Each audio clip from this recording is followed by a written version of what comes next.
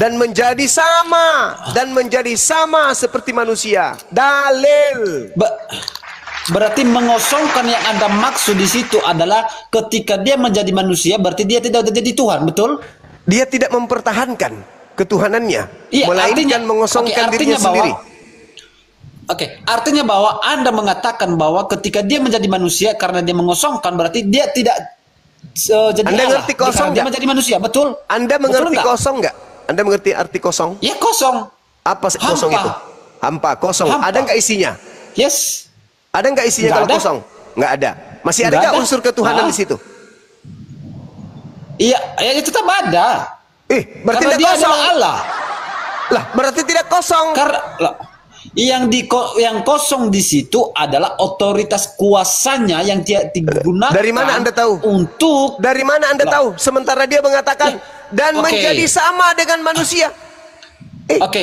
Dari mana saya tahu? Di dalam Markus dia mengatakan bahwa aku datang bukan untuk dilayani, melainkan melayani. Apa dia itu? Artinya bahwa hubungannya dengan itu? Bahwa sebagai kekuasaannya yang tertinggi dia menggunakan itu. Ini berbicara mengenai teofani yang Anda bawa. Tuhan Anda mengosongkan diri. Yes. Kosong berarti kosong. Otoritas kosong. Otoritasnya. Iya, kosong. Yang kosong nggak? Kosong tidak. Berarti ketika dia berteofani berarti dia berhenti jadi Tuhan, begitu? Kan dia kosong, tidak mempertahankan keteosannya. Kenapa kau bantah dalilnya? Yang dimaksud kosong karena Anda kan mengatakan ketika dia menjadi manusia berarti dia berhenti jadi Tuhan, betul enggak? Ya, itu dalilnya mengatakan begitu. Ya, yang ketika seandainya dia berhenti jadi Tuhan, kamu mempertahankan ketuhanannya, sementara dalilnya mengatakan tidak menganggap kesetaraan dengan Tuhan itu sebagai milik yang harus dipertahankan, melainkan mengosongkan dirinya. Kenapa kamu yang justru membantah dalil? Kalau kamu mengatakan mengosongkan dirinya berarti dia berhenti jadi Tuhan. Itu ketika dia menjadi manusia. Itu menurut Bible, bukan menurut saya. Ketika kamu mengatakan narasimu mengatakan bahwa dia berhenti menjadi manusia, berhenti menjadi Tuhan. Dia sepenuhnya manusia. Dia berhenti menjadi Tuhan. Berarti ketika dia menjadi manusia, kosong dia, kosong ketuhanan pada dirinya kosong. Enggak. Ketika dia menunjukkan keilahiannya, di mana dia menunjukkan keilahiannya di mana? Keilahiannya yang pertama, yang pertama adalah membangkitkan orang mati. Berarti dia kosong. Berarti dia tidak kosong kalau begitu. Emang manusia bisa membangkitkan orang mati? Loh, coba Anda baca Kisah Para Rasul 2 nomor 22. Coba Anda baca. Coba Anda baca. Anda baca coba. Berapa? Ya, Kisah Para Rasul 2 nomor 22. Coba Anda baca. Membantah dalil terus orang ini. Hai orang-orang Israel, dengarlah perkataan ini. Yang aku maksud ialah Yesus dari Nazaret, seorang yang telah ditentukan Allah dan yang dinyatakan kepadamu dengan kekuatan-kekuatan dan mukjizat-mukjizat dan tanda-tanda yang dilakukan oleh Allah perantara dia di tengah-tengah kamu. Siapa yang melakukan membangkitkan orang mati itu siapa? Menurut dalil itu yang membangkitkan orang mati siapa? Ya Allah. Pintar. Melalui perantaraan siapa? Ya, kalau di sini Yesus dari Nazaret. Ya, berarti Yesus itu hanya manusia kan? Dia sepenuhnya manusia, betul. Ya, masuk lagi botol. Sepenuhnya manusia memang. Tapi dia sepenuhnya bukan Tuhan. Lah, di dalam Yohanes 1 pada mulanya adalah firman-firman itu bersama-sama dengan Allah. Dia baca dalil dia sendiri yang buntahkan dalil kitabnya sendiri. Lucu ente ini.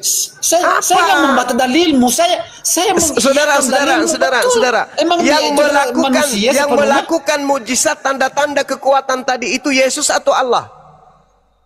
Allah. Bukan Yesus kan? Siapa Allah? Siapakah Allah itu? Tuhannya Yesus. Enggak, siapakah Allahnya itu? Tuhannya Yesus. Menurut Alkitab, Ya, Tuhannya Yesus. menurut Alkitab Allah adalah firman itu adalah Allah. Ya Yesus. Loh. Ya itu dalil. Itu namanya dalil. Yang melakukan mujizat di situ Yesus atau Allah? Ya Allah. Nah, bukan Yesus kan? Yesus adalah firman adalah Allah. Loh, apa sih? Ada, yang salah di mana? Oke, kamu jelaskan di mana salahnya. Silakan. Salahnya Yesus itu manusia perantara. Yes, dia manusia sepenuhnya, betul. Iya memang sepenuhnya. Karena dia tidak ada Dia unsur sepenuhnya ketuhanan. ilahi. Tidak ada unsur ketuhanan pada dirinya. Dia seutuhnya manusia.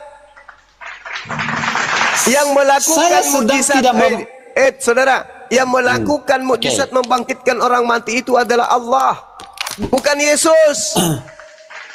Allah siapa? Allah Tuhannya Allah Yesus. Loh, Tuhannya Yesus. Firman adalah Allah. Di Yohanes 1 ayat 1.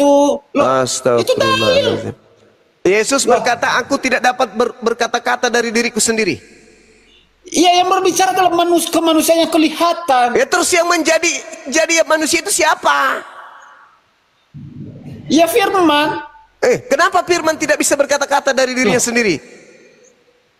Karena di dalam ketika dia tidak berkata-kata, artinya bahwa ada Allah Bapa. Udah. Kamu ke gereja aja seperti biasa. Kamu ke gereja aja. Ya, kamu belajar lagi sama pendetamu tuh. Belajar kau sama pendetamu biar kau bodoh sampai ke neraka sana. Ilmu secuil, cuman mau nipu-nipu. Kawan, ini sudah zaman digital. Umat Islam lebih paham Bible daripada kalian. Kalian yang punya kitab memang, yes, tapi kalian tidak pernah belajar Bible.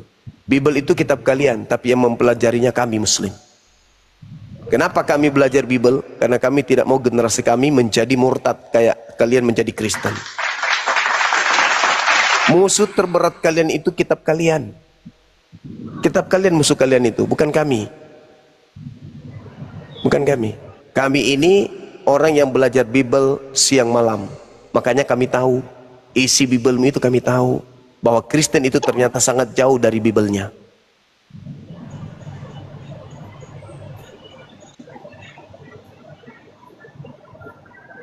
Itu fakta itu. Anda hanya punya kemampuan memelintir isi Bible sendiri. Tuhan Yesus manusia seutuhnya, sepenuhnya. Memang Yesus itu sepenuhnya manusia. Tak ada unsur malaikat pada dirinya, tak ada unsur Tuhan pada dirinya. Kalaupun dia melakukan mujizat, itu karena dia adalah wakil Tuhan. Dia duta Tuhan yang diserahkan kekuatan kepadanya dari Tuhan. Jangankan Yesus, bom-bom pun bisa kemudian merubah apapun di atas muka bumi ini. Bahkan matahari bom-bom bisa terbitkan dari barat dan terbenamkan di timur, kalau bom-bom diberi kuasa sama Tuhannya. Siapapun yang diberi tugas untuk menyampaikan firman, padanya penuh dengan kuasa Tuhan. Yohanes 3 nomor 34. Nabi Musa bisa belah lautan. Yesus bisa nggak belah lautan? Bisa nggak? Mana dalilnya Yesus bisa belah lautan? Nggak ada kan? Tapi Musa bisa. Kenapa? Karena backingannya dia Tuhan, pencipta langit dan bumi. Yesus bisa membangkitkan orang mati. Kenapa? Karena backingannya adalah pencipta langit dan bumi. Yesus datang di tengah-tengah Bani Israel, memperlihatkan kepada Bani Israel berbagai macam mukjizat, berbagai macam keadaan, berbagai macam peristiwa. Tapi tidak sampai pada level ketuhanan. Orang-orang Yahudi tidak sampai kepada level memikirkan dia ini Tuhan. Orang-orang Yahudi tidak sampai pada pemikiran dia ini adalah Elohim kita yang nusul menjadi manusia. Tidak. Pemikiran bahwa dia Yesus yang membangkitkan orang mati adalah Tuhan, itu hanya pemikiran dari orang Kristen yang terperdaya oleh Yesus Kristus, yang dikatakan oleh Yesus, waspadai dia. Orang pada zaman Yesus hidup nih, murid-murid Yesus hidup, bersama dengan Yesus dengan biji matanya sendiri, dengan kupingnya mereka sendiri, mulutnya Yesus dengan kuping mereka, mujizatnya Yesus dengan mata mereka. Mereka saksi hidup. Tapi ketika mereka melihat itu semua, mereka hanya percaya bahwa Yesus ini adalah benar-benar Rasul utusan Elohim. Itu Yohanes 17:8. Segala firman yang engkau berikan kepadaku telah aku sampaikan kepada mereka. Mereka telah menerimanya dan mereka yakin dan percaya bahwa engkaulah yang telah mengutus aku. Kau banyak tahu sih ya, aku sakit dengar telinganya. Jangan didengarkan. Setan memang tidak bisa mendengar. Kebenaran setan itu nggak bisa dengar, Bang. Kebenaran susah diterima oleh iblis, gitu kan. Kau tuh omong kosong dari tadi. Kalau ada yang salah yang saya sampaikan, Anda bantah aja. Nggak usah maki-maki di sini. Saya bantah. Oke, silakan. Oke, saya bernarasi 30 detik, habis itu Anda bantah. Yesus berkata, hidup kekal itu adalah mengenal Yesus Kristus yang diutus Tuhan. Ada nggak Yesus mengajarkan hidup kekal itu adalah menuhankan aku? Sedangkan Yesus mengatakan hidup kekal itu adalah mereka mengenal Yesus Kristus yang engkau utus. Nah, pertanyaan saya, untuk memperoleh hidup yang kekal, Yesus dikenal sebagai utusan Tuhan atau sebagai Tuhan? Silakan. Bantah itu. Oke. Kamu jangan cuma ambil satu ayat lalu kau merasa diri kau seperti Tuhan di dalam hukum kokomal ini. Dan harus kamu ingat, di dalam dunia ini tidak ada yang dapat menyelamatkan manusia selain di dalam Dia yang mengutus aku. Kau ingat, Dia yang mengutus aku. Pertanyaan saya, saudara-saudara, kamu jangan cuma hanya satu ayat tidak lalu itu disentuh, menjadi saudara-saudara. senjatamu, lalu nampak sekali goblokmu di depan saya. Sekarang kalau begitu tolong kasih saya satu data di mana Yesus mengatakan hidup kekal itu adalah mengenal dirinya sebagai Tuhan satu-satunya. Silakan. Yesus saya ngomong begini, Bapak kau baca tidak? Katanya kau baca Alkitab, katanya kau bilang kau lebih pintar daripada kita toh. Kau ada baca tidak? Itu terdapat ayat di mana? Di dalam dunia tidak ada yang dapat menyelamatkan manusia. Itu di mana ayatnya? Saya ulang lagi pertanyaan saya. Saya ulang lagi ya, teman-teman. Saksi kalian jadi saksi ya.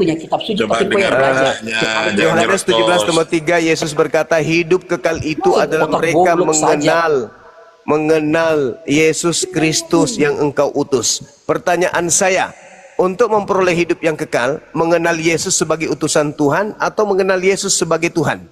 Silakan. Mengenal Yesus sebagai Tuhan. Berarti Anda membantah dalil Yesus tadi? Kau jangan saya ambil satu ayat dan kau ingat. Enggak, itu dalil Anda sudah bantah. Itu Anda bantah. Itu Anda membantah. Hidup kekal itu adalah mereka mengenal engkau satu-satunya Tuhan dan mengenal Yesus Kristus yang engkau utus. Jadi hidup kekal itu mengenal Yesus sebagai utusan Tuhan. Tolong kasih data ke saya. Hidup kekal itu adalah mereka mengenal Yesus sebagai Tuhan. Di mana dalilnya? Kalau untuk mengenal Tuhan sebagai dalilnya, Yesus berkata, akulah jalan kebenaran dan hidup. Tidak ada yang sampai kepada Bapa. Tidak ada yang sampai kepada Bapa tanpa melalui aku. Berarti Yesus itu jalan. Berarti Yesus hanya dikenal sebagai jalan, sebagai utusan. Berarti pulang ke Makassar, kau tidak naik kapal, tidak naik pesawat, kau tenggelam, kau mati di Jawa sana. Udah. Manusia jadi-jadian ini udah, kau ke neraka aja, ke neraka. Bersihkan anusmu itu yang sering kemasukan linggis, ya. Main. Hidup kekal itu mengenal Yesus sebagai utusan, dia rubah hidup kekal itu mengenal Yesus sebagai Tuhan. Nah, itulah artinya, itulah setan, itulah penyesat. Ya kan ya? Nyata bagi kita penyesat itu kan teman-teman, nyata nggak? Nyata. Sekarang sebelum ke pertanyaan yang satu, Pak Robin dulu. Pak Robin menanggapi tadi. Ntar dulu bro, ntar dulu. Pak Robin menanggapi tadi ada dua orang, gimana itu Pak Robin? Pak Robin menanggapi tadi gimana? Juma ini tidak jelas, asal teriak aja dia.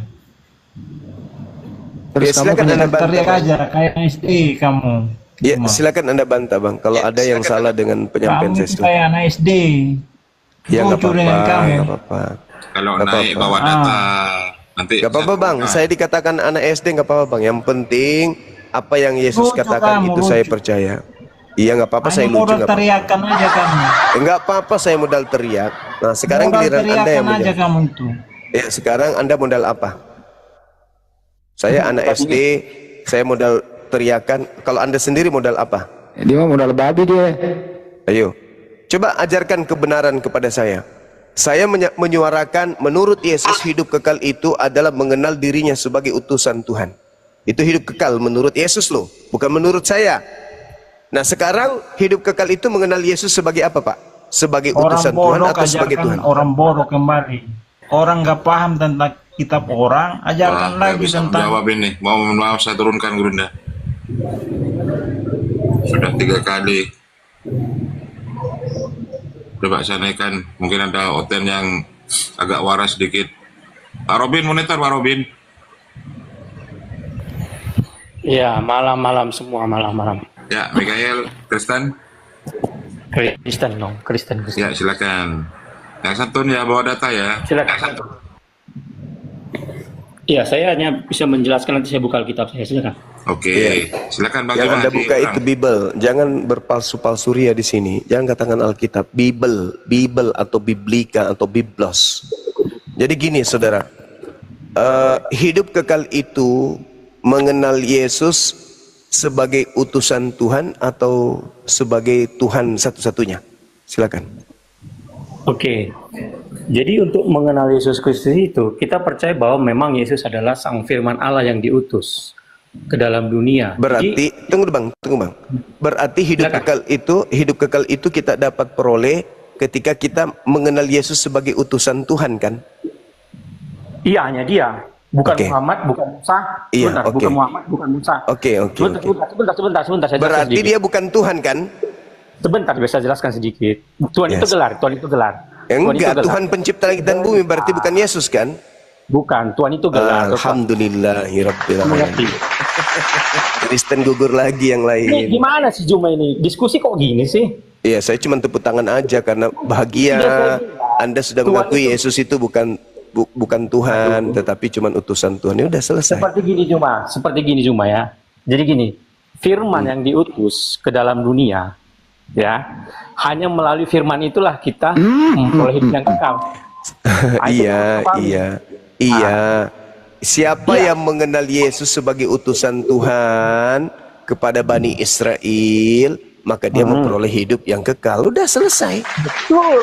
Selesai. Nah, berarti Ya, Yesus artinya bukan gini. Tuhan. Bukan, jangan ke situ, berarti Yesus bukan Ya. Tuhan. Gimana sih Yesus bukan Tuhan? Ah, Kamu bisa baca nggak datanya? Di mana sih Yesus bukan Tuhan? Ada nggak data situ? ya dia Ada mengatakan nggak data itu? hidup kekal itu mengenal Yesus sebagai utusan Tuhan. Coba baca baik-baik. Coba Hidup baik-baik, kekal itu baik-baik. adalah mereka mengenal Engkau satu-satunya Tuhan yang benar dan mengenal Yesus Kristus yang Engkau utus. Yang engkau utus ya. Nah, berarti Dan- Yesus dikenal sebagai utusan Tuhan atau utusan setan? Bentar, jangan dulu frame-framing. Loh, saya tidak premis, saya bertanya. Yesus menurut Yesus untuk memperoleh hidup yang kekal kita kenal dia sebagai utusan Tuhan atau bukan? Jadi gini Juma, sebentar, jangan potong dulu ya. Penyesat Jadi cuma- ini jurus penyesat itu kayak gini. Udah kan nggak bisa diskusi nih si Juma ini. Bukan tidak bisa diskusi, ente yang tidak bisa diskusi. Jadi gini Ente. Juma, jangan potong dulu saya. Diskusi itu pakai dalil. Udah lah, nggak bisa nih diskusi. Oh nggak bisa, Anda sesatkan memang betul. Susah. Nggak Susah bisa. Anda sesatkan. Iya memang. Kamu bisa nggak baca baik-baik data itu? Ya, silakan Anda yang baca. Coba. Oke, jadi gini. Coba. Jadi mengenal Allah, hakikat Allah itu ada Bapa, Firman, dan Roh Kudus. Di mana dalilnya? Allah itu hakikatnya begitu. Dasar penyesat Satu anak Yohanes 5. sedeng. Satu Yohanes 5 Di ayat mana 7. dikatakan hakikat Tuhan itu adalah Bapa, Anak, dan Roh itu ajaran siapa? 1 Yohanes 5 ayat 7. 1 Yohanes 5 ayat Yohanes 7. 5 nomor 7 di situ tidak ada menerangkan Bapa satu hakikat tiga pribadi itu nggak ada. Kamu baca. Kamu Iya, baca 1 oke. Yohanes 5 ayat 7. Oke, Coba oke. baca. Yohanes Ya, 5 coba. kan? 1 Yohanes 5 ayat 7. Coba baca. Oh, 1 Yohanes 5. Ada kesaksian. Disuruh Satu- tadi. Nah, 1 Yohanes 5:7 ada 3 yang memberi kesaksian gitu. iya, Bapa, Kalau Firman, dan 100 yang memberi kesaksian, apakah kesaksian Ya. apa yang saksi-saksiin semua Tuhan? sebentar Juma kan. Astagfirullahaladzim. Beginilah kualitas Juma ya. Berdiskusi nggak bisa. Bukan saudara. Yang saya tanya mengenal Yesus. Yesus ini dikenal sebagai apa supaya kita bisa memperoleh hidup kekal? Betul. Saya nggak Kok betul? membantah. Sebentar. Hei, saya sedang bertanya agar kita memperoleh hidup yang kekal menurut Yesus. Yesus dikenal sebagai apa?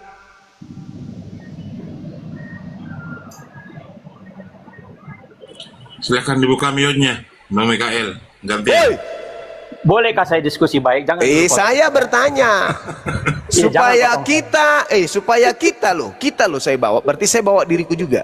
Supaya kita memperoleh hidup kekal menurut Yesus. Yesus dikenal sebagai apa supaya kita memperoleh hidup kekal? Iya. Hanya Yesuslah utusan untuk memperoleh hidup kekal, tidak ada yang lain. Muhammad Nah, tidak. berarti Yesus dikenal sebagai utusan kan? Mau utusan, tetapi hanya dialah membawa kita hidup kekal, bukan Muhammad, bukan Nabi Musa. Tapi dia hanya Tidak. dikenal sebagai utusan kan? Iya, dia kan Firman yang diutus. Kenapa? Ya berarti dia bukan Tuhan kan? Firman itu kan Allah, aku dan Bapa dan Udah kau ke neraka, kau gugur. Sudahlah. Kau Gak tidak bisa layak juga. diskusi dengan saya. Penyesat tidak layak diskusi dengan saya. Anda penyesat. Anda mencoba menyembunyikan identitas kerasulan Yesus dengan mengambil data-data. Dia kan firman yang adalah ala nenekmu kiper.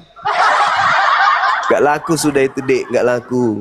Dulu di gereja bisa. Kau bisa menyesatkan orang-orang Islam awam untuk menjadi murtad penyembah Kristus. Sekarang gak zaman lagi. Gak zaman lagi kalian menyesatkan. Gak zaman lagi.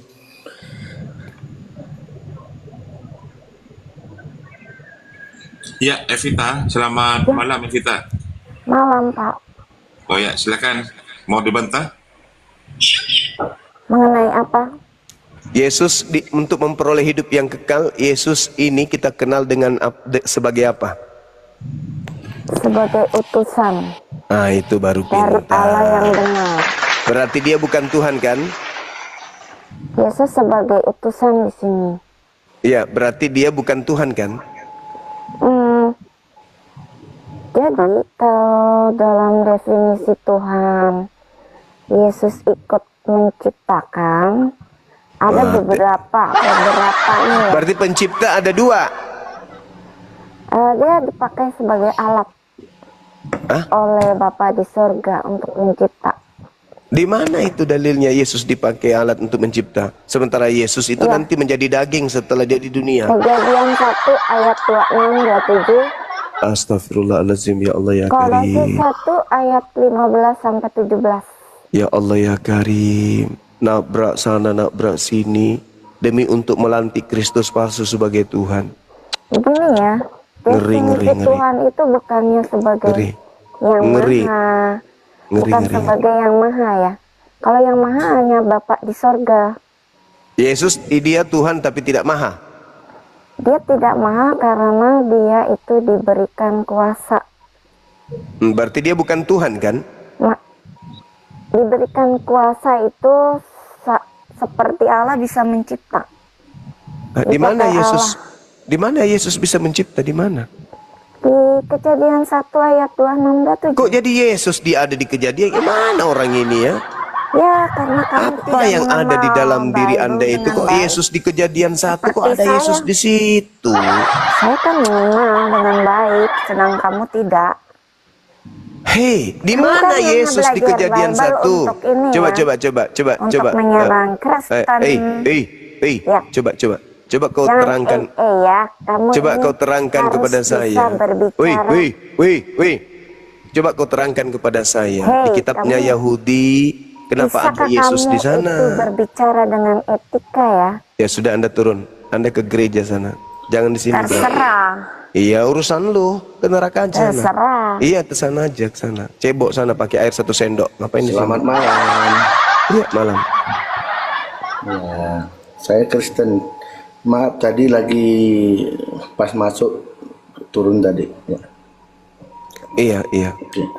Ya, menurut Yesus Bang, hidup kekal itu kita dapatkan dengan cara mengenal Dia sebagai Tuhan atau utusan Tuhan. Aku baca yang Anda, rujukan Anda ya. Iya, silakan. Yohanes 17 ayat 3. Iya. Inilah hidup yang kekal itu, yaitu bahwa mereka mengenal Engkau, satu-satunya Allah yang benar, dan mengenal Yesus Kristus yang Engkau utus. Iya. Oke, Anda mengatakan mengenal Yesus sebagai utusan. Ya, benar. Berarti dia bukan Tuhan kan? Tuhan. Jawabannya utusan saya atau Tuhan? Dalil. Utusan atau Tuhan ini? Saya yang kasih mana? dalil ya. Enggak, itu dalil yang tadi itu. Hidup kekal itu mengenal Yesus sebagai. Ya, ada dalil yang lebih jelas. Enggak. Hidup kekal. Hidup kekal itu mengenal Yesus sebagai. Saya membaca hidup kekal juga, Pak. Jadi. Oke, silakan Anda tunjukkan di mana dalilnya selain itu. Silakan. Di Yohanes 3 ayat 17. Iya, 17. Sebab Allah mengutus anaknya ke dalam dunia bukan untuk menghakimi dunia, melainkan untuk menyelamatkannya oleh Dia. Iya, dia dikenal dia menyelamatkan manusia, dengan cara manusia mengenal dia sebagai apa? Bentar ya Mas, bentar ya. Saya mau lari kemana? Ya. Iya, mau lari kemana? Mau lari kemana? Supaya kita jelas. Iya, mau lari kemana pun, pertanyaan saya tetap itu. Untuk menyelamatkan dunia. Oke, cara dia menyelamatkan dunia. Dengar, gantian. Silakan.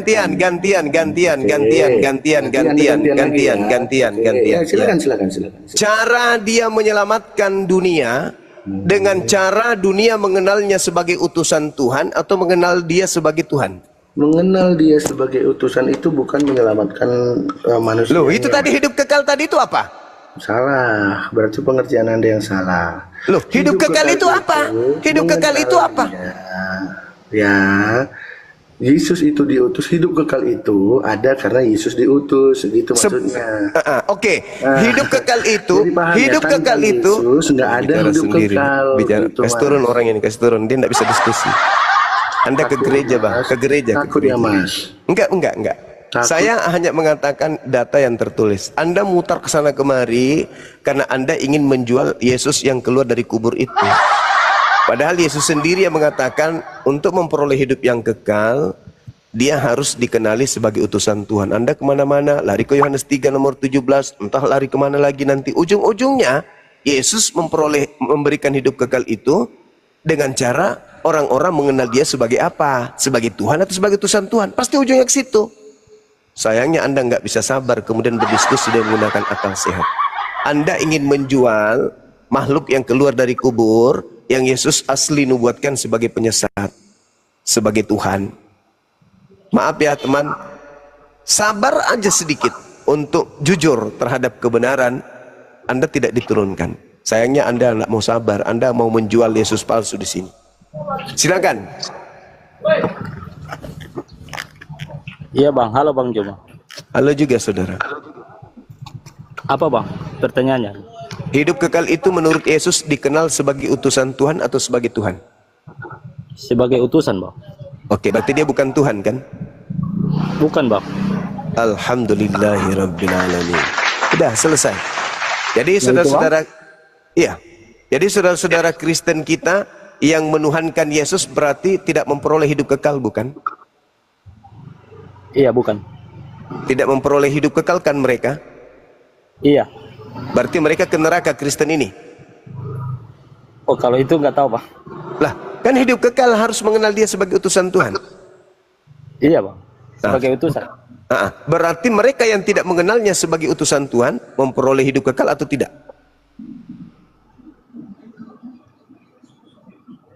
Tidak Bang. Oke, berarti Kristen mayoritas ke neraka atau ke surga? Kalau untuk ke neraka nggak tahu Bang. Ke neraka Bang, Matius 7 nomor 22-23. Orang yang memanggil Yesus Tuhan, bernubuat pakai nama Yesus, mengusir setan pakai nama Yesus, bermujizat pakai nama Yesus, diusir Yesus ke neraka.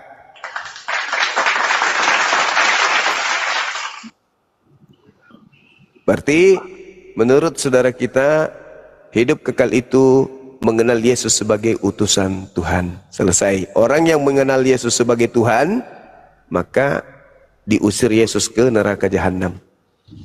Oke, masih ada yang lain barangkali? Kalau aku percaya dia utusan, Bang.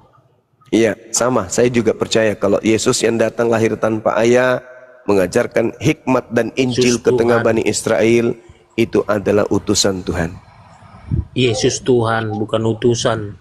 Memang Yesus. Yesus utusan, Bang. Ini enggak, itu ada ayatnya, Bang. Iya, dia diutus tapi dia Tuhan gitu loh. Iya. Berarti ada dua Ini Tuhan, Bang. tunggu dulu, Pak Aldi Kristen atau Islam nih? Tunggu dulu Pak Aldi. Katolik, Bang. Katolik. Waduh, kacau nih, Katolik dari mana itu? Katolik yang menggunakan akal dan berdata. Ah, salah kamar. Enggak dong, dalilnya kan begitu. Dalilnya begitu kok. Yesus yang berkata. Yesus berkata, hidup kekal itu adalah mereka mengenal Engkau satu-satunya. Kalau yang disebut satu-satunya nggak boleh Anda tambahkan masuk ke dalam makhluk lain. Cuman satu-satunya, nggak boleh masuk Yesus di situ. Makanya dia Yesus. Gini loh, Bang Juma. Yesus itu, ya, Yesus itu gambaran Elohim karena manusia nggak bisa. Iya, dia itu Elohim. Masa gitu Elohim loh. punya nonot? Gimana sih orang ini? Gini, tunggu dulu Bang Juma. Makanya karena nggak ngerti konsep Tritunggal ini. Jadi Tritunggal. gitu Yesus loh. mengajarkan Tritunggal nggak? Enggak, tapi kan Ya kita iya, bisa menafsirkannya berarti karanganmu gitu sendiri loh. berarti. Ngapain kau perkenalkan sesuatu yang Yesus sendiri tidak ajarkan? Ngapain? Makanya kan udah saya bilang. Jadi ketika Yesus nyatakan diutus, memang dia diutus Bapa. Jadi Yesus itu adalah berarti dia gambaran bukan Bapa. Gimana sih? Dia Maksudnya bagian dari gambaran Bapa. Bapak gimana? Berarti Bapak memiliki apa? Kembaran gitu maksudnya? Bukan kembaran.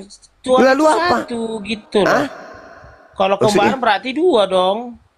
Iya, terus apa? Dia kan utusan.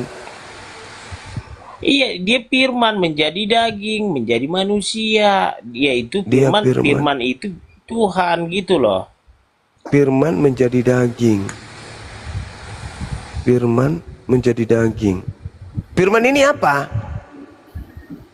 Ya Tuhan, ya Elohim itu. Terus kenapa Yesus masih menerima firman? Berarti dia menerima Tuhan.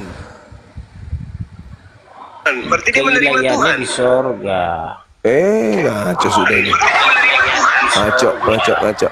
Ngaco. Silakan Pak. Muslim atau Kristen, Pak Agur? Silakan Pak Agur. Saya Kristen, Bang. Protestan atau Advent?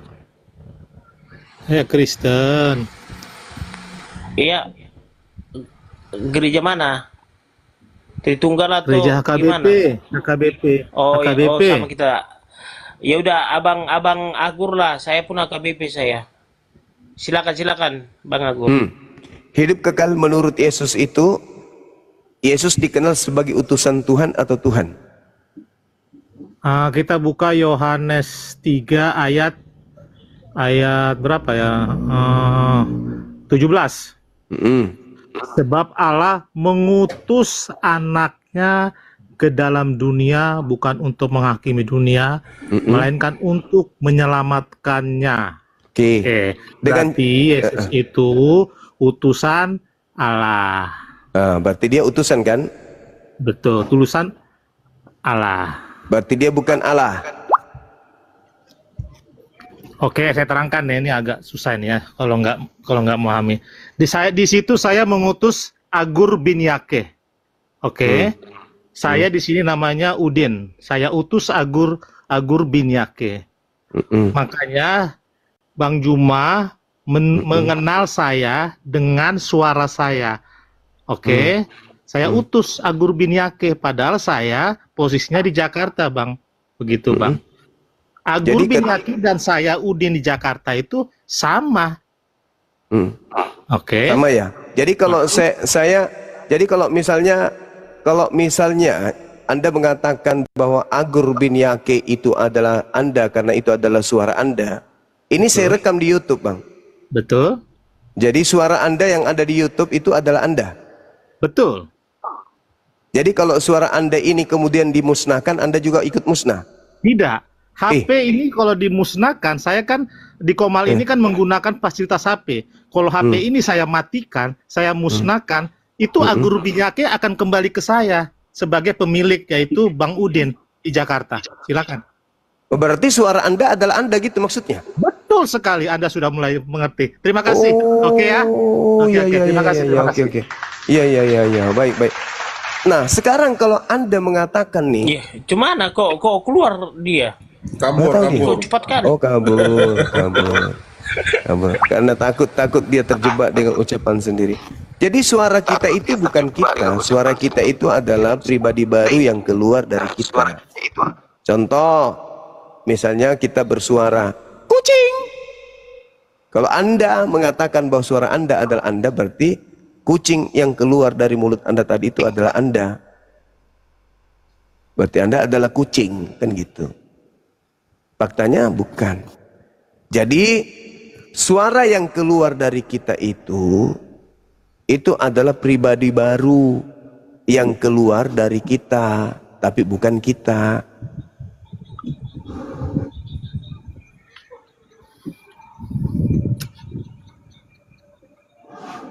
Sama seperti kentut yang keluar dari pantatnya saudara.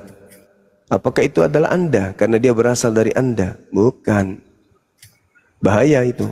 Kalau Anda mengatakan Anda adalah kentut Anda sendiri.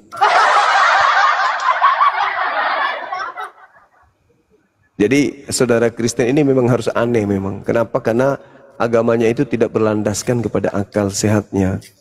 Kristen beragama Kristen hanya berdasarkan yakini aja, percayai aja. Pokoknya inilah yang benar. Tanpa melalui filter akal. Itulah agama Kristen. Kalau dia menggunakan akal, pasti dia nampak ke-Islam-Islaman. Seperti saudara Aldi. Apakah Yesus itu Tuhan atau utusan Tuhan? Utusan Tuhan. Berarti dia bukan Tuhan. Bukan Tuhan. Nah itu. Berarti dia sudah menggunakan akal itu. Selangkah lagi dia itu bisa syahadat itu. Bahkan dia sudah mengakui sendiri. Orang yang tidak mengakui Yesus itu sebagai utusan Tuhan. Maka ya itu orang sesat. Apakah masuk neraka? Tidak berani dia. Nggak tega dia menyebut itu. Tapi akalnya mengatakan ya iya jelas. Kalau bukan hidup kekal berarti mati kekal. Cuman ada dua. Nah hidup kekal diperoleh dengan cara mengenal Yesus sebagai utusan Tuhan. Itu orang bisa peroleh hidup kekal tuh. Jadi kalau itu si Aldi Islam itu nggak mungkin dia Katolik mengatakan Yesus bukan Tuhan. Nggak boleh itu gitu, dalilnya dia berdasarkan dalil. Kan Yohanes 17 nomor 3 itu kan juga Katolik punya. Jelas. Apa isi itu? Kau menyebutkan aku guru dan Tuhan, itulah aku. Astagfirullah. Mungkin si Aldi nggak membaca itu Yohanes 13 ayat 13 gitu loh. Alfa dan Omega. Filipi 2:5 sampai 11. Yesusnya berkata, siapapun yang diserahi tugas untuk menyampaikan firman, maka dia adalah Allah, dia adalah Elohim.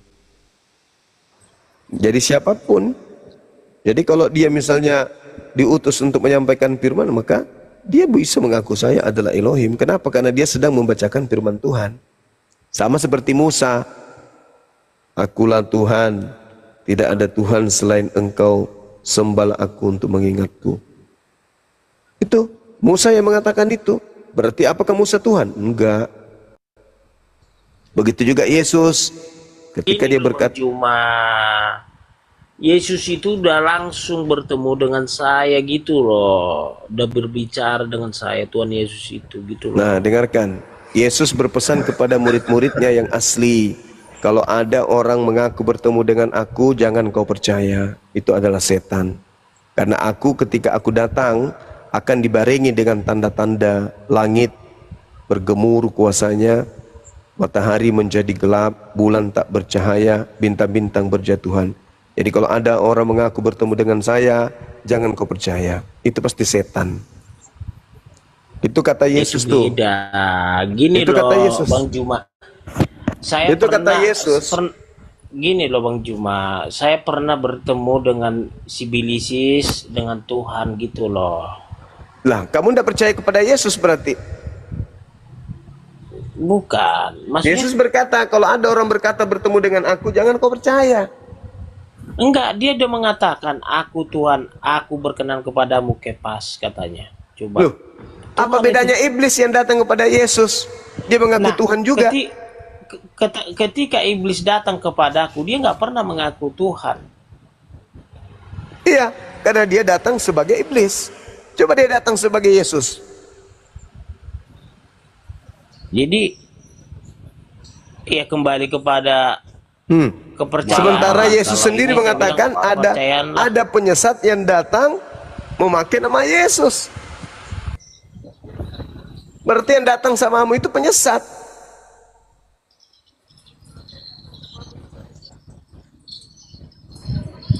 Silakan, Bang Jun. Juma.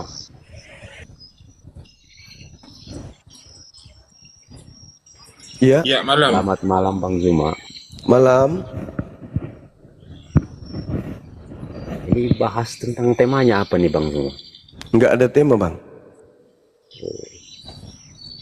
Kita disuruh diskusi aja.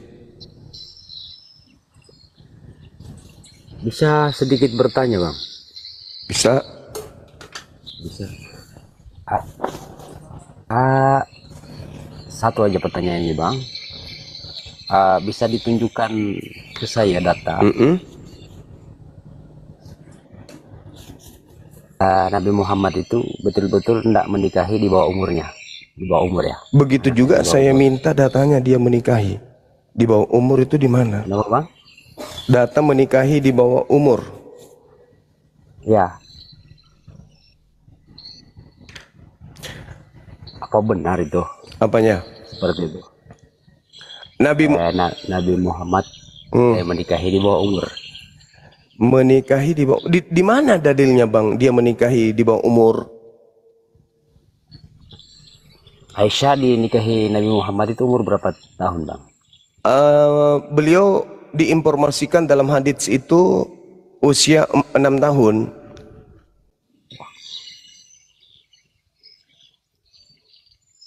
Gimana Bang? 6 tahun, memang enggak terlalu anak-anak gitu Bang. Ukuran siapa ini? Ya ukuran zaman-zaman Nabi. Bahaya itu. Karena di kitabnya Yahudi diajarkan di bilangan 31 nomor 17-18 menikahi manusia, mengambil perawan anak-anak kecil selama dia masih perawan. Sedangkan Nabi Muhammad itu diberi legalitas untuk menikahi siapa saja yang dia suka. Al-Quran surah Al-Ahzab ayat 50. Bismillahirrahmanirrahim. Ya ayuhan nabiyyu inna ahlalna laka aswajaka allati ataita ujurahunna wa ma malakat yaminuk. Jadi Allah mengatakan, wahai Nabi, sesungguhnya kami telah menghalalkan bagimu istri-istrimu yang telah engkau berikan mas kawinnya. Jadi Nabi Muhammad itu dihalalkan menikahi siapapun yang diberikan kepadanya untuk dinikahi. Tapi beliau tidak menikah seperti kakeknya Yesus. Kakeknya Yesus itu istrinya 600 orang. Ada bahkan yang sampai 1000 orang loh. Nabi Muhammadku diberi kewenangan untuk menikahi sebanyak apa yang dia suka. Tapi Nabi Muhammad Jambolita. Ya tapi itu Bang kan katanya teladan. Kok tahun dinikahi? Benar tuh enggak Bang? Nabi Muhammad itu diteladani bukan dari aspek usianya. Siti Aisyah itu 6 tahun dan serumah pada saat 9 tahun. Tetapi beliau menghafal 2000 hadits Nabi Muhammad. Ucapan Nabi Muhammad itu yang berupa kaidah syariat hukum-hukum dihafalnya 2000 hadits. Bohong semata. Nah sekarang kalau Anda ingin meneladani, carilah kemudian istri yang bisa menghafal 2000 hadis. Silakan. Oke, Gua baik. tidak tahu arti nabi silakan. itu bahasa Arabnya. Oke, baik, dari pemikirannya mungkin dia hebat dalam ini menghafal ya. Tapi dari usia ini kan Iya, sekarang kalau Anda berbicara mengenai usia, Ribka dinikahi usia berapa, Bang? Rifka hidup sezaman dengan siapa? Dia hidup dengan Ishak. Ya kan zaman Ishak dengan Nabi Muhammad katanya kan jauh. Nah, sekarang Anda menghitung zaman Anda dengan Nabi Muhammad berapa jauh? Ya kalau gitu Bang, kita lihat dari tolak ukurnya. Nabi Muhammad meninggalnya umur berapa? Nabi Muhammad meninggal usia 63 tahun. 63 tahun, berarti dia tolak ukurnya sama dengan orang-orang zaman sekarang. Nah, Karena sekarang kemudian kalau Anda melihat Ishak usianya berapa tahun? Menikahi Ribka.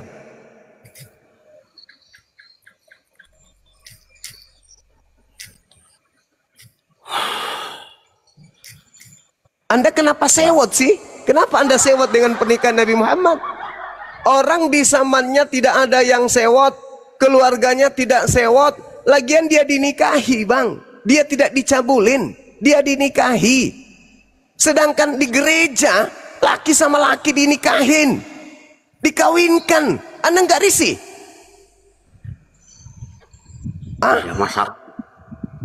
Ya, masalahnya kan ini dikeluarkan katanya teladan. Iya, teladan. Sekarang kalau Anda ingin meneladani Nabi Muhammad, Anda jadi nabi dulu. Dia menikahi Siti Aisyah itu atas perintah Allah, bukan atas nafsunya. Nabi Muhammad menikahi Siti Aisyah itu ada hikmah. Beliau kemudian mendampingi sang Nabi untuk mengajarkan kemudian hadits, mengajarkan kemudian apa yang menjadi ketetapan hukum-hukum daripada penjabaran isi Quran. Nabi Muhammad itu diperintahkan untuk menjabarkan isi Quran. Al-Quran surah An-Nahl ayat 44. Nabi Muhammad diberi wahyu berupa Al-Quran, di mana Nabi Muhammad diperintahkan untuk menguraikan isi Al-Quran, dan uraian isi Al-Quran itu Muhammad itu nama panggilan untuk orang Arab. Bisa nggak anak yang keluar dari pantat mamanya ini diturunkan aja? Kalau bisa, oke, bagus. Jadi begitu saudara, beliau kemudian punya kewajiban menyampaikan dan menguraikan isi Quran. Uraian isi Quran itu yang disebut hadits, yang dihafalkan oleh Siti Aisyah, yang difungsikan sebagai hukum atau kitab kedua dari Al-Quran. Apa yang salah? Kenapa saudara yang sewot? Bukan sepupu Siti Aisyah, bukan sepupu Anda, bukan anak Anda, sedangkan orang tuanya saja justru senang bahagia anaknya dinikahi oleh seorang yang diutus oleh pencipta langit dan bumi. Dan ajaran Siti Aisyah yang diperoleh dari Nabi Muhammad itu bermanfaat bagi manusia pada hari ini. Sedangkan kalau kita berbicara mengenai Ribka atau berbicara mengenai kaidah-kaidah yang setara dengan apa yang Anda tidak suka dengan Nabi Muhammad, lalu apa yang dicontoh dari Paulus yang tidak menikah? Apa yang bisa dicontoh dari dia yang tidak menikah? Oke Bang. Pelajaran baik apa yang bisa diterima dari seorang laki-laki yang tidak menikah? Oke, baik. Terus kesimpulan Abang, penjelasan Abang seperti itu, ada data atas perintah Tuhan Muhammad menikahi Siti Aisyah. Al-Quranul Karim surah Al-Ahzab ayat ke-50. Bisa dibacakan ke saya? Siapa tahu. Ya.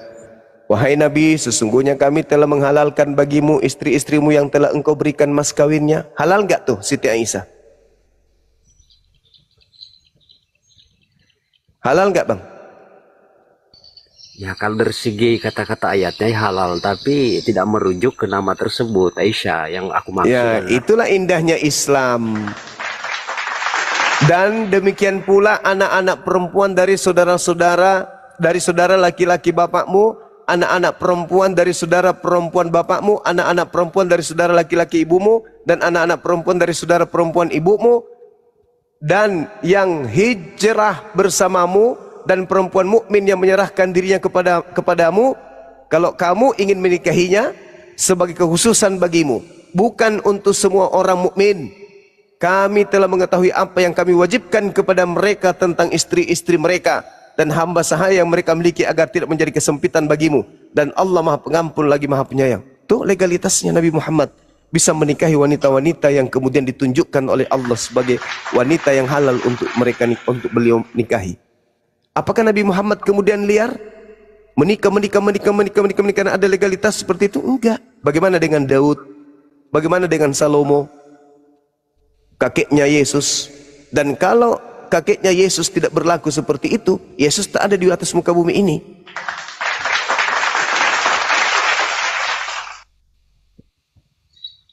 Kirain bang ada datanya yang real merujuk ke Aisyah untuk Muhammad. Lah kan sudah dikatakan, dan perempuan yang hijrah bersamamu, dan anak-anak perempuan dari saudara laki-laki bapakmu, dan anak perempuan dari saudara perempuan bapakmu, dan seterusnya. Kan sudah ada dalilnya ini. Jadi siapa? Itu tujuan dalil tersebut itu merujuk ke Nabi atau merujuk ke umatnya Nabi? Kepada Nabi. Sebagai kekhususan bagimu, kan dijelaskan ayat itu. Dikatakan oleh Allah di situ. Khalisatan laka. Itu Nabi sendiri yang diberikan kekhususan itu bagimu. Lalu Allah mengatakan, itu bukan untuk mukmin, tapi untuk kamu aja. Coba Anda baca tuh Al-Quran surah Al-Ahzab ayat 50. Nah, apakah Nabi Muhammad kalau dia itu nikah karena syahwat, begitu ada perintah ini, pasti dia seorang raja, dia seorang pemimpin. Apalagi dikatakan bahwa dia memiliki kemampuan sebagai seorang laki-laki yang sangat luar biasa. Pastilah dia akan menikahi banyak orang, banyak wanita, tapi kan faktanya enggak. Yang dinikahi cuma janda-janda, itu pun orientasinya karena membantu, menolong mereka. Tidak membiarkan mereka murtad kembali setelah mereka Islam. Takut murtad karena ditinggal suami, maka dia nikahi wanita tersebut supaya keturunannya menjadi Islam. Dia hidup selama 63 tahun. Selama 63 tahun ini, ketika menerima ayat suci Quran, masih memiliki puluhan tahun kemudian, dan itu kesempatan untuk menikahi. Dalam 1 bulan dia bisa menikahi 10 wanita. Berarti kalau dalam setahun bisa menikahi 100 wanita. Kalau dia mau, seperti tuduhan kotor dari orang-orang kafir. Dia lakukan enggak? Enggak. Padahal orang-orang Arab itu orang-orang cantik. Kurang apa bodi mereka? Kurang apa kulit mereka? Nabi Muhammad adalah pemimpin di tengah-tengah mereka dan memiliki legalitas untuk menikahi mereka semua. Apakah beliau lakukan? Enggak. Bagaimana dengan Daud? Daud aja dulu. Dia adalah kakek Yesus. Dalam Roma 3 nomor 1, Yesus itu lahir dari spermato Daud.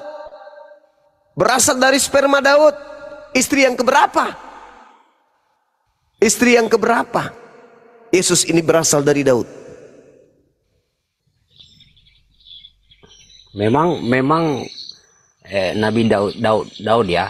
Nabi Daud ini ada firman mengatakan bahwa Nabi Daud ini teladan juga ya. Gitu.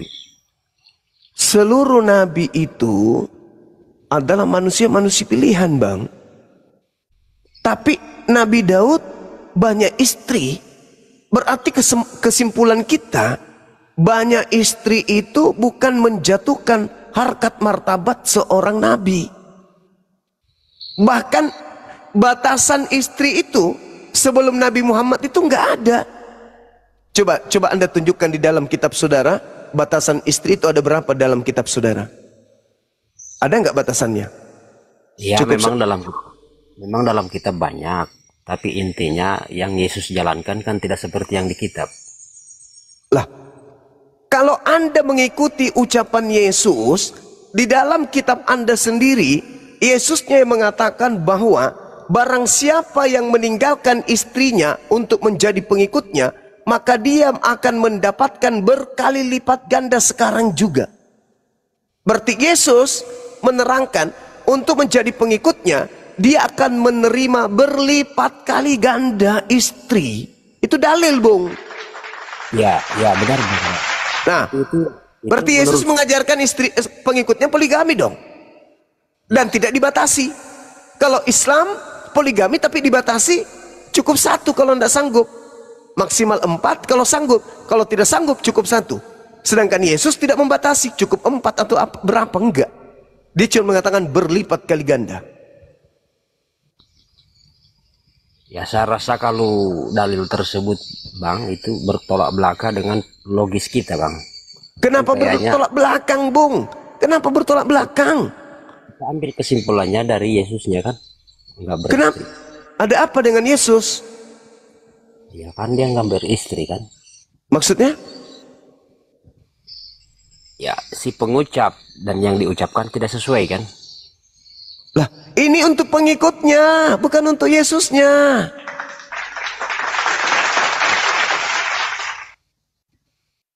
Jadi seorang nabi itu, Bang, memiliki kekhususan yang tidak dimiliki oleh umatnya.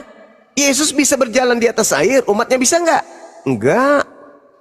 Yesus bisa membangkitkan orang mati, muridnya bisa nggak? Enggak. Jadi nabi itu memiliki kekhususan. Nah, terkait Yesus di dalam Lukas 18 itu mengajarkan poligami. Banyak istri dan tidak dibatasi gitu loh. Yesus tidak membatasi istri, cukup 1, nggak ada itu dalilnya. Cuma Nabi Muhammad lah yang membatasi cukup 4 istri. Ajaran Nabi Musa tidak membatasi jumlah istri. Ajaran Yesus tidak membatasi istri. Jadi kalau mau beristri ribuan orang, silakan. Tidak ada batasnya di Kristen itu. Ya mana mampu, Bang, kalau dijalankan dalil tersebut. Nah itu dia makanya. Tapi kalau Nabi Muhammad, coba di Indonesia ini, berapa jumlah umat Islam di Indonesia? 87%. Kristen, seluruh sekte, kalau digabung dia 6%.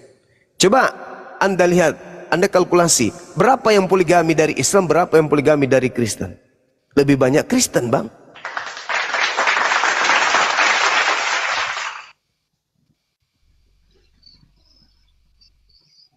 Ini di Makassar ini 93%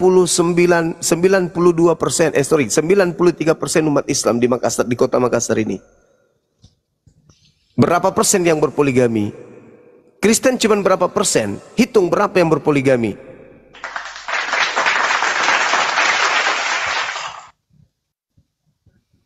Belum lagi yang bercerai karena nikah lagi. Nah itu terhitung poligami juga. Karena tidak sabar istri yang pertama, maka minta cerai. Karena suami itu menikah. Itu poligami juga itu. Jadi nah, itu kalau cerai nikah poligami juga itu. Oke baik, Bang. Oke baik, Bang. Dari semua nabi, kan, di Muslim katanya banyak nabi ya. Apakah nabi-nabi sebelumnya juga beristri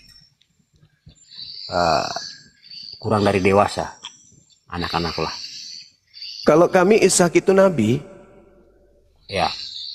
Anda menilai dewasa itu dari unsur apa? Usia ya? Ya sekiranya begitu, Bang.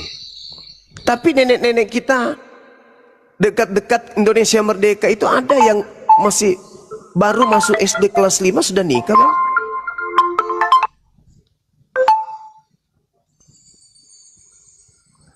Ini wanita Arab, Bang, wanita Arab 1400 tahun silam.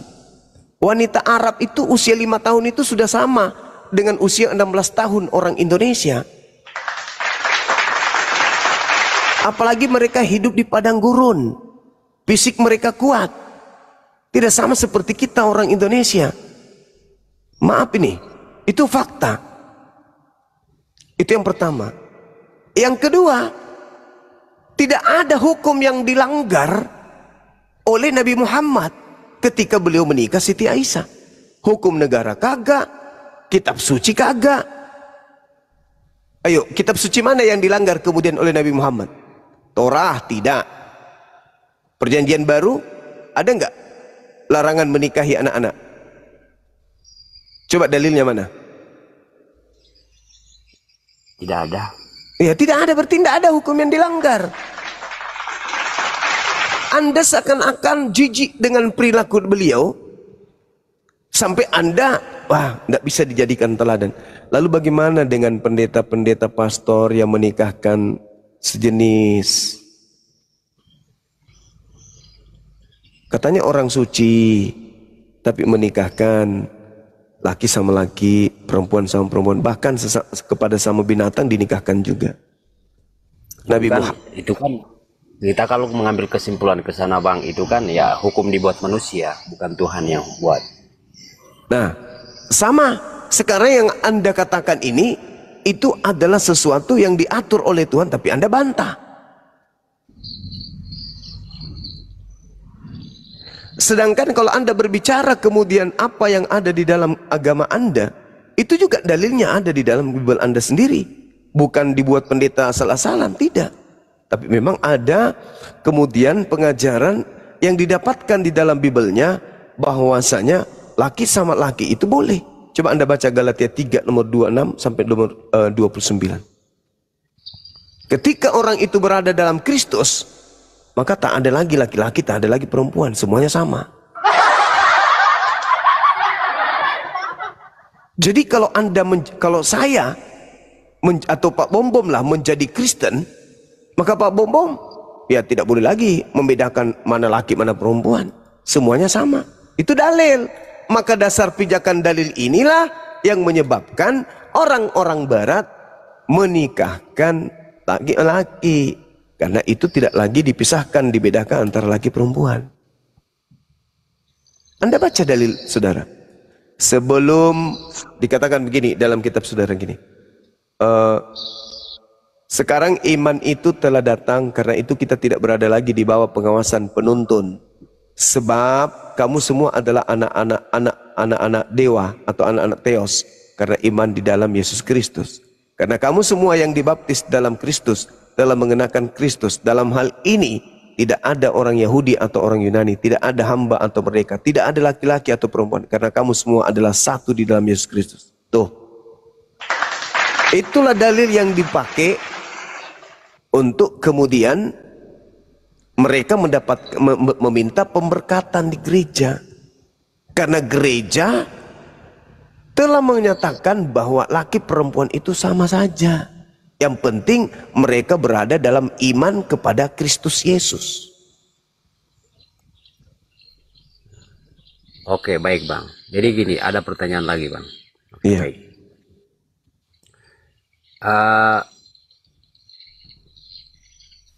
Di Al-Quran ya, di Al-Quran itu kan tentang pernikahan itu batas usianya berapa kalau di Islam? Kalau berbicara mengenai Al-Quranul Karim, menikah itu harus balik, tidak bisa tidak balik. Itu Al-Quran yang menjelaskan itu.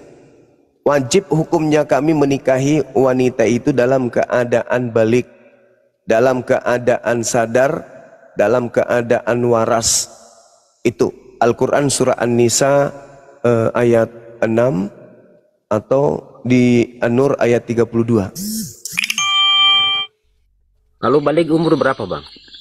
Balik itu tidak melihat umur. Kalau dia laki-laki dia sudah mimpi basah, kalau dia perempuan dia sudah haid. Untuk zaman sekarang itu batas usianya berapa yang kebanyakan sekarang?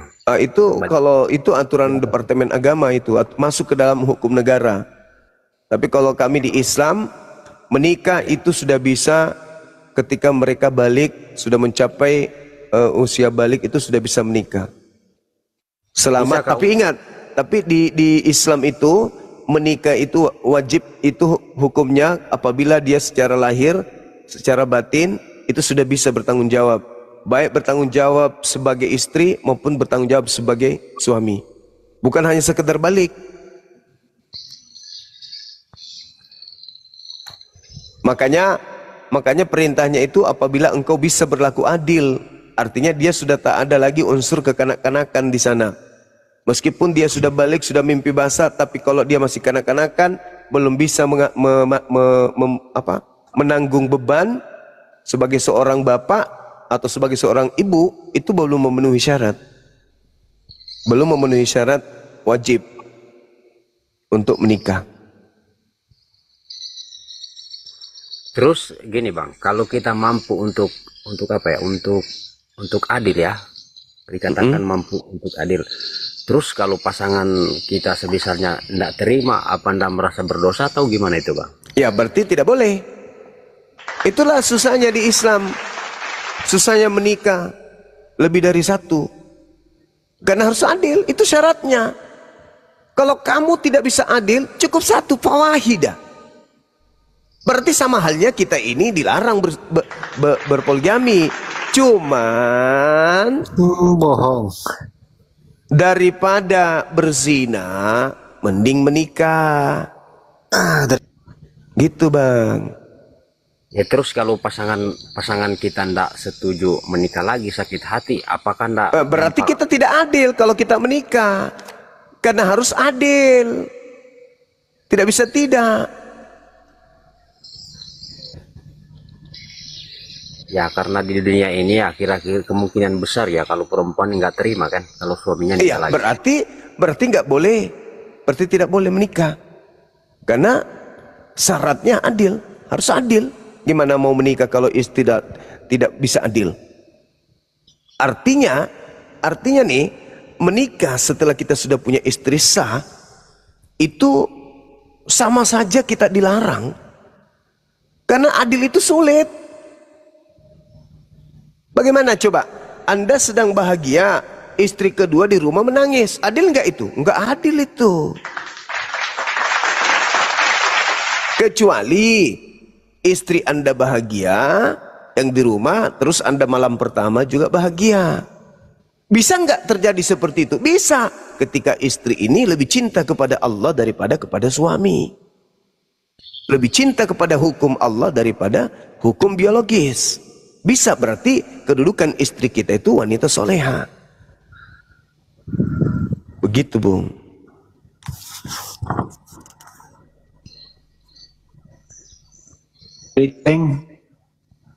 Berapa maksimal usia?